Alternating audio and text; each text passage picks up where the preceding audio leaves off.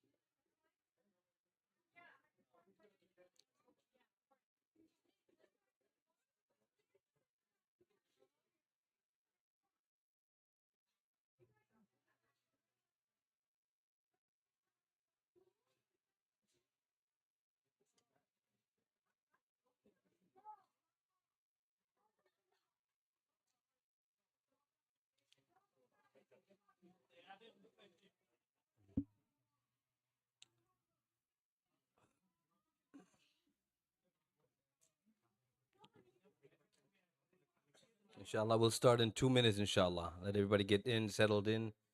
All the children, please, all the youth, come to the front. We're gonna ask Brother Yasser if you could hit the lights off in the back, inshallah. Tear them all off. Yeah, as long as they can see the screen and hear my voice, that's enough, inshallah. Yeah, turn it off too. Yes, inshallah. All right, inshallah. Let's start by always giving praise to Allah subhanahu wa ta'ala. Bismillah, wassalatu wassalam ala rasulillah, and may the peace and blessings be upon the Prophet Muhammad sallallahu alaihi wasallam. Thank you all for coming today, inshallah, our special edition for October 31st, Jinn, Black Magic, and the Dajjal. As you know, Muslims, we don't celebrate Halloween, right? Because it's rooted in devil worship and devil celebration. But what we can do is replace it with something of benefit, right? Just like when the Prophet ﷺ came to Medina and he found that the Jews were celebrating certain days. So then Allah revealed to the Prophet ﷺ to tell his companions, Allah has replaced those days with the days of Eid. So what does Allah do? Essentially, He replaced it with something better. And so what we're going to be doing today, inshallah, instead of going house to house, trick-or-treating and partaking in this evil worship, we're going to learn about the backgrounds of this worship. So we're going to be much smarter than those who are just going out for candy. Okay, so inshallah, from time to time, you may hear me do my scary voice, inshallah. So just brace yourself, okay? All right, inshallah. Let's start, bi'idhnillah. Jinn, black magic, and the Dajjal. In a small, eerie village nestled between the mountains, there lived a young boy named Amir. He would listen to the villagers speak in hushed tones about the existence of jinn, supernatural beings created from smokeless fire. These jinn lived thousands of years before the creation of humans. It is believed that the jinn could possess humans and lead them astray and even grant them powers. Amir's curiosity led him to seek out the village elder, a man who held secrets as deep as the shadows that cloaked the forest. "Tell me about the jinn," Amir whispered. The old man hesitated with eyes of fear and worry. "Such tales are not for the young and weak," he warned. But Amir insisted. He begged the elder, while his heart racing with a mixture of dread and excitement. Finally, the old man with a low voice instructed Amr to meet him in the woods when everyone went to sleep. Together, they ventured into the depths of the forest. As they walked deeper into the darkness, Amir felt an unsettling chill creep up his spine, but he pressed on, ready to hear the epic tale of the Jinn and the ancient powers that existed just beyond the veil of the ordinary. Long ago, the old man started, before the dawn of humanity, the Jinn were created by Allah from smokeless fire, existing in a realm hidden from our eyes. They inhabit an unseen world that runs parallel to our own, able to observe us while we are unaware of their presence. These mysterious beings possess the ability to shapeshift, taking on forms of animals, humans, and other dark creatures. Some can teleport, while others move at the speed of light, slipping in and out of our reality with ease. Like humans, the Jinn have free will. Some choose to worship Allah, becoming righteous and pious, while others embrace a path of darkness. They were once engaged in a major battle on earth long before we came here. Among them lurk spooky spirits, demons, and devils that live for chaos and disobedience. These sinister Jinn form unholy alliances with wicked humans, plotting mischief and spreading evil across the earth. To join their ranks, one must disbelieve in Allah and do horrible things, trading the light for darkness, becoming a demon or a devil, possibly trapped in his shadowy realm forever. The choice is yours, but beware, once you step in their world, there may be no turning back. The leader of these demons and the Jinn himself is none other than Iblis, also known as Shaitan.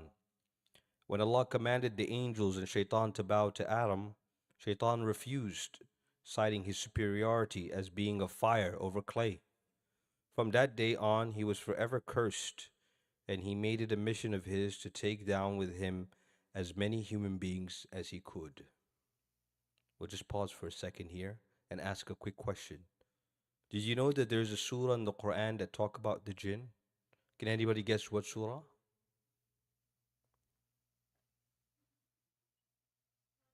Surah Al-Jinn. Did you know that our Messenger Muhammad ﷺ met the Jinn? Can you guess when? Does anybody know when he met the Jinn? Okay. Anybody else? So Surah Al-Jinn talks about the encounter of the Prophet ﷺ when he was coming back from Ta'if. And he had been sad that no one believed in him. He had went through this long journey trying to get people to become Muslim. And all of the people of Ta'if rejected him and they humiliated him and they kicked him out. But on his way back, before coming back to Mecca, as he was praying Maghrib with him and a few companions that were with him, the Quran that he recited was heard by the Jinn. So the Jinn called each other, those who were present at that place, and they said, come. And Allah subhanahu wa ta'ala in Surah Al-Jinn, he says, قُلْ أُوحِيَ إِلَيَّ أَنَّهُ اسْتَمَعَ نَفَرٌ مِّنَ الْجِنِّ فَقَالُوا إِنَّا سَمِعْنَا قُرْآنًا عَجَبًا. Say, O Muhammad, it has been revealed to me that a group of Jinn listened and said, indeed, we have heard an amazing Quran. And then a few verses down, they tell us about some of the things they were involved with. وَأَنَّهُ كَانَ رِجَالٌ مِّنَ الْإِنسِ يَعُوذُونَ بِرِجَالٍ مِّنَ الْجِنِّ فَزَادُوهُمْ رَهَقًا. And there were men from mankind who sought refuge in men from the Jinn. So this kind of partnership existed long ago, where some of these people would try to summon these Jinn, and that's why the reality, the genie, the whole concept of the genie comes from Jinn. That this Jinn, once you've made an alliance and a pact with him and entered his realm, he's able to grant you certain wishes. And all of it is by the permission of Allah subhanahu wa ta'ala. But just to give you that understanding that what I'm saying is not fairy tale. All of what I'm saying has roots in the Quran and the Sunnah. So it is true, and I need you to understand the reality of the Jinn so we can move forward. Continuing back to the story, the old man then tells Amr, he says, the beginning of the black magic practiced by the Jinn started by two angels called Harut and Marut. They were sent to earth to the ancient city of Babylon as a test for humanity. Their purpose was to teach people about magic, but they warned them as it was a trial and that practicing it would lead to disbelief. They taught people certain forms of magic, like how to cast spells on people and separate husband and wife. The knowledge they imparted was seen as a test to see how people would respond. And in Surah Al-Baqarah, Allah talks about this. He says, وَاتَّبَعُوا مَا تَتْلُو الشَّيَاطِينُ عَلَى مُلْكِ سُلَيْمَانَ وَمَا كَفَرَ سُلَيْمَانُ وَلَكِنَّ الشَّيَاطِينَ كَفَرُوا يُعَلِّمُونَ النَّاسَ السِّحْرَ. That Allah subhanahu wa ta'ala talks about a certain group of angels. In Tafsir al-Tabari, it talks about angels who were saying to Allah, how come these humans can't obey you? So Allah subhanahu wa ta'ala wanted to test them. And He says, do you think it's easy to be a human, to resist some of the temptations and trials that I've created?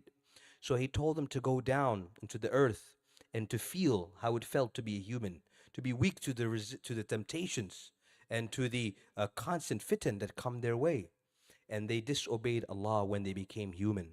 And so their punishment was to be left on the earth to teach people certain things, magic, black magic, that is real, not the kind that deceives, the trickery kind. No, real black magic coming from the heavens. And it was only to test the people.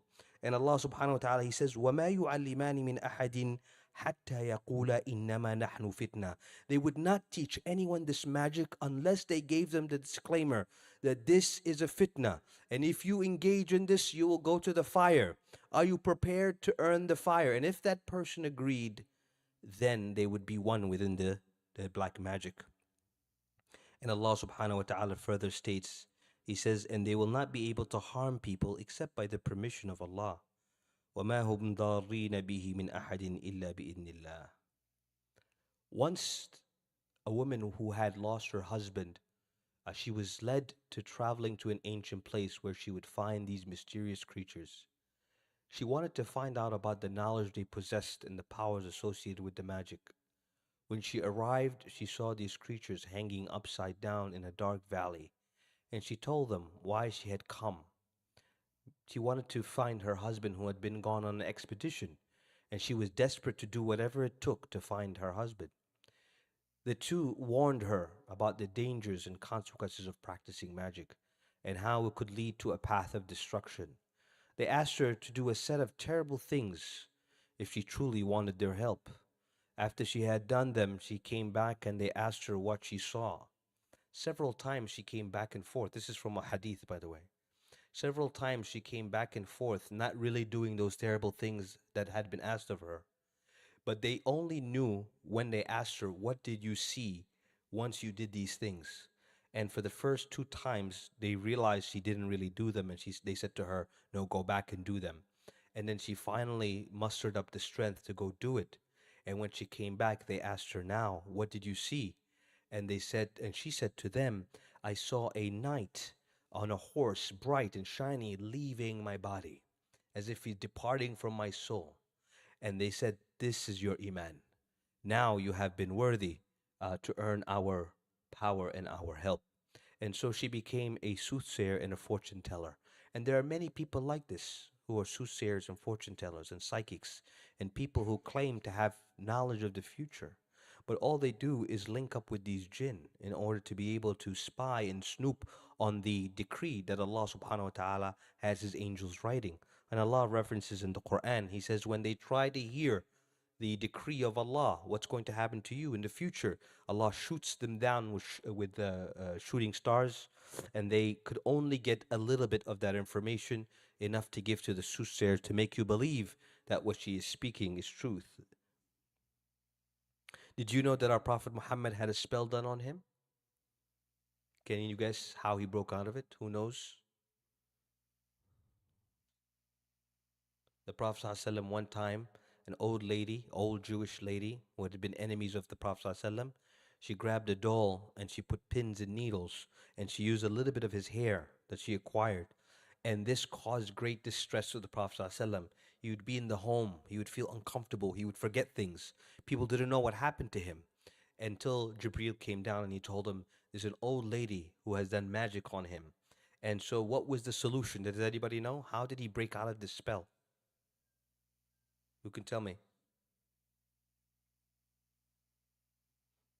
What is it? Surah Al-Nas and Surah Al-Falaq, right? And that's why we say it. And he, from that time on, he taught us something we can do to protect ourselves from this kind of evil. He said, before you sleep, open your hands like this, like you're making dua, and say, قُلْ هُوَ اللَّهُ أَحَدٌ قُلْ أَعُوذُ بِرَبِّ الْفَلَقِ قُلْ أَعُوذُ بِرَبِّ النَّاسِ, and then dry spit 3 times, and then rub it all over your body before you sleep. This will be a protection for you. Once he said, قُلْ أَعُوذُ بِرَبِّ الْفَلَقِ قُلْ أَعُوذُ بِرَبِّ النَّاسِ, each verse untied a knot, and until he became free. And then Jibril told him where that doll was that caused him this grief. And from that time on, he knew about the kind of power that he needed to be able to be protected from the black magic. What surah does Allah talk about Harut and Marut? Anybody know? What surah is the story of Harut and Marut, the 2 angels who were sent to Babylon? Surah Al-Baqarah. Excellent job, mashallah. There is one human being who is considered the most evil and has the greatest knowledge of black magic. He is described as a one-eyed man who possesses extraordinary powers that enable him to perform miracles, such as bringing the dead back to life and causing crops to grow at will. His primary aim is to mislead humanity, testing their faith and allegiance to God. The Dajjal's reign is marked by widespread turmoil and suffering, challenging believers to remain steadfast in their faith and resist his temptations. Ultimately, it is foretold that he will be defeated by the Messiah, restoring justice and truth to the world. This Dajjal is of the humankind, because the black magic, I told you, it surpasses all creatures. So there are some that are jinn, some that are human. The most evil of them is the Dajjal. On his forehead will be the letters Kafara, which means disbeliever, one who disbelieved.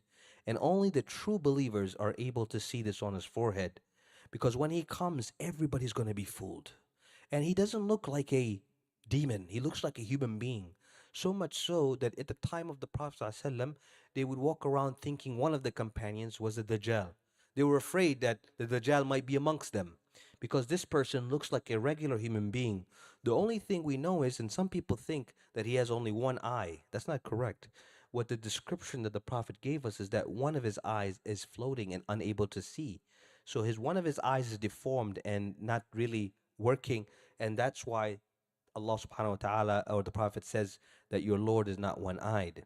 And the Dajjal himself, when he comes, is going to fool people. He's going to make you feel that he has the powers, because he's going to bring back people that are dead to life. Maybe at the time your parents who, your grandparents, he'll bring them back to life, and he'll say, see, I can do that for you. And I can even make you turn rich. And those who will be poor at the time will be desperate. And he will tell them, I could make you a fortune if you just believed in me. And the Dajjal's fitna is so strong that the Prophet ﷺ advised not to go near where he is, and to run away far from him, no matter who you are, no matter how good of a Muslim you think you are. Run away far from this fitna. And all fitnas, we don't take fitnas head on. We try to get away from it, so we're not tempted by it. Because once you're tempted, now there's a big risk you're going to lose your iman. And he will cause many people to believe that he is the God. In fact, there are groups of people right now waiting for him. They're preparing the earth for him. And Allah subhanahu wa ta'ala tells us there's going to be a large army of his amongst the people. So friends, maybe, people that you know, will be part of his army, will be part of his group. And so you have to ask yourself, will I be able to tell when he comes if he is truly the one or not? Allah subhanahu wa ta'ala, if you are a believer, will help you. And you have to understand that only Allah can be the one to help you. Where is he now? Where's the Dajjal? He's somewhere on an island. Nobody knows exactly where. But some of the companions of the Prophet ﷺ, they were out on sea one time, and they got stuck. And they found themselves on an island greeted by a beast. This beast, couldn't tell his front from his back, hairy in his nature. Very devastating, also referred to as Ad-Dabbatul Ard, the beast of the earth. This beast is a creature said to emerge as a sign of the Dajjal's presence, and plays a significant role in the trials faced by humanity during his tumultuous period.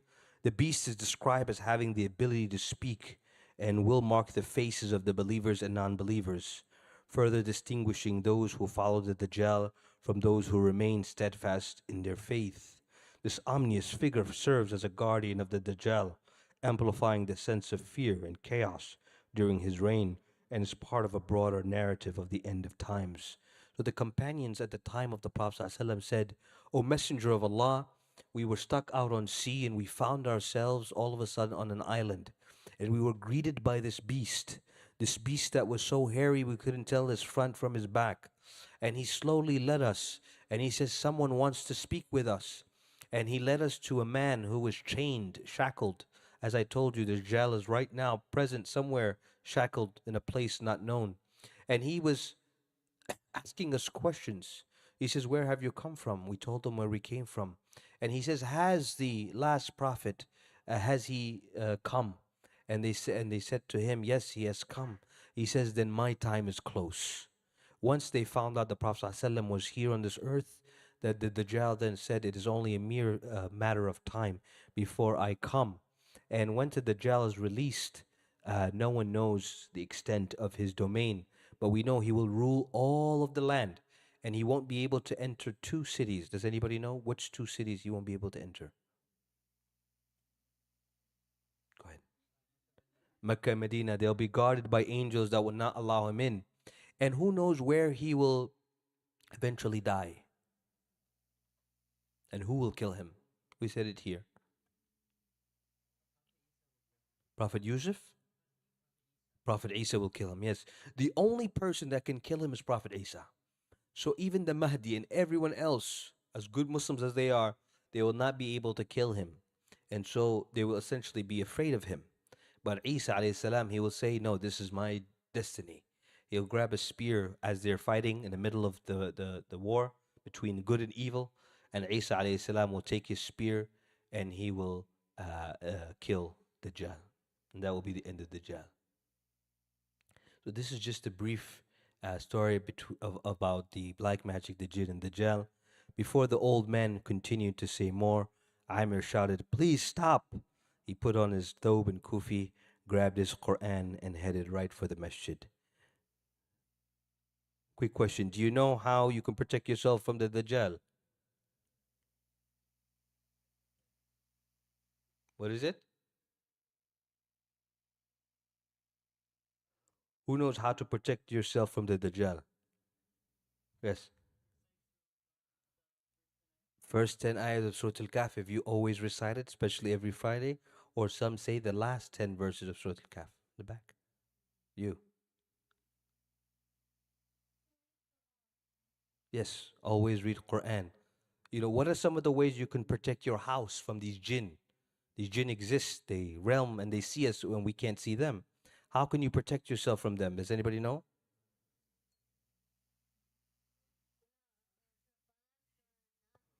Well, that is general, right? But also playing Surah Al-Baqarah in the house, either reading it or letting it play in the background. It stops them from entering, right? Has anybody seen anybody get possessed by jinn? Does anybody know of anyone who got possessed by jinn? In the back, he says yes.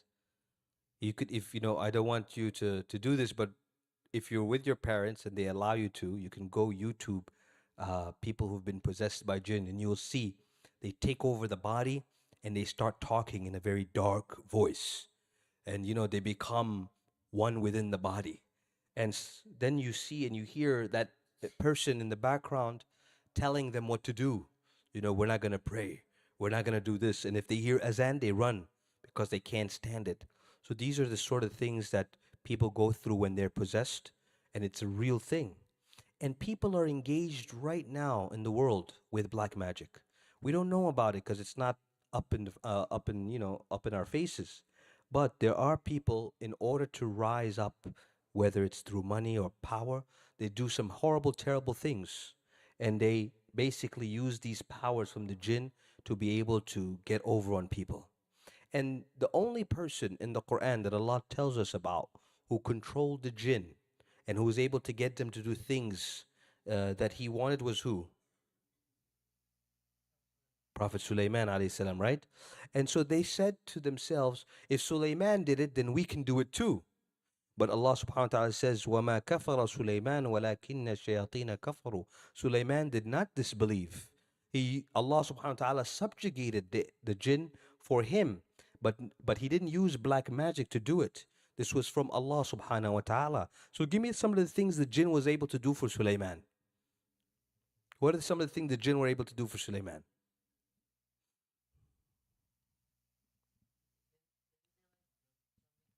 So he asked about the throne of Saba, right? And the jinn were competing for his favor. So one of them said, I will bring it to you before you blink an eye, right? And the other one said, I could bring it to you faster than that. And all of a sudden, the throne of Sheba or Saba was presented right in front of Sulaiman. Because I told you, some of their powers is teleport, right? They can teleport from realm to realm at the speed of light. And before you know it, when she arrived to visit Sulaiman, she found her throne as if it was her exact throne. And it was. But she said to herself, it's as if this is my throne.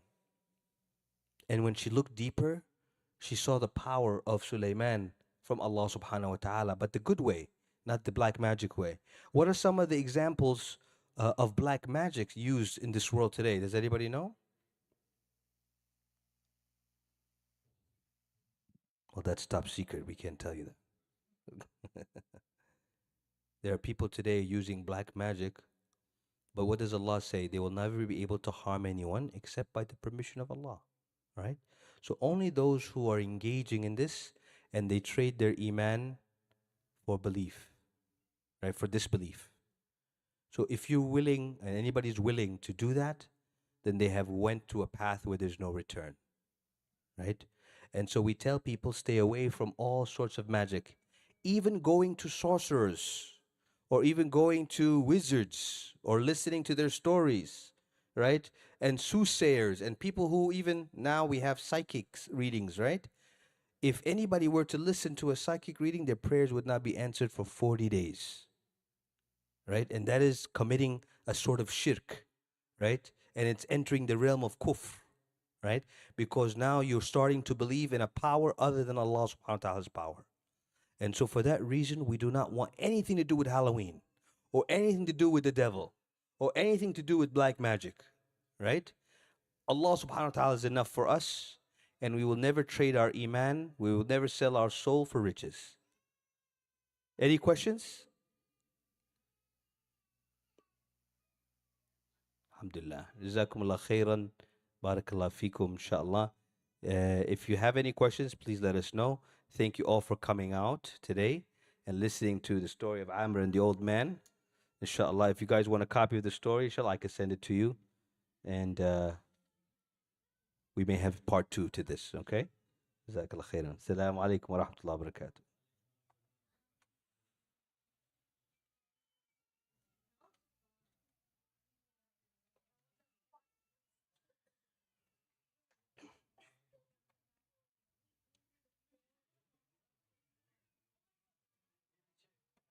Oh, you will leave it? Okay. I have a question. Where is Amr today? One of you is Amr.